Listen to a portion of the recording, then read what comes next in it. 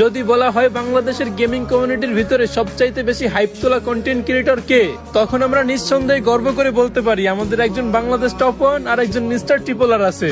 তাদেরকে বাংলাদেশের মানুষ এত এত ভালোবাসে যে তারা যেখানে যাবে সেখানেই তাদের লাখ লাখ ফ্যান ফলোয়ার্স গিয়ে হাইপ তুলে ফেলবে। যদি প্রশ্ন করা হয় তোমাদের বাংলাদেশের গেমিং কমিউনিটিতে কোনো ডায়মন্ড কিং আছে, তখন আমরা মুস্কি হেসে উত্তর দেই আমাদের গেমিং কমিউনিটিতে একজন জিসান ভাই ওয়াইটি আর একজন রাহাত আফেফ 71 আছে, যারা কিনা সব সময় লিডার বোর্ডের টপে থাকতে চায়। আর এই লিডার বোর্ডের টপে থাকার জন্য তারা কোটি কোটি ডায়মন্ড ইনভেস্ট করে অনেক বড় বড় রেকর্ড করে পুরো ওয়ার্ল্ডের মানুষকে তাক লাগিয়ে দিয়েছে। যখন কাউকে দেখে যে ঠাট্টা করে বলতেছে বাংলাদেশ সার্ভারে কোনো স্নাইপার কিং নাই, তখন তাদের মুখের উপর পাল্টা জবাব দিয়ে বলি আমাদের বাংলাদেশ সার্ভারে একজন ইটস কাব্য আর একজন কুরুল গেমিং আছে, যাদের চোখ ধাঁধানো স্নাইপিং করা দেখলে মনে হয় যেন বিটুকের গেম পেলে দেখতেছি।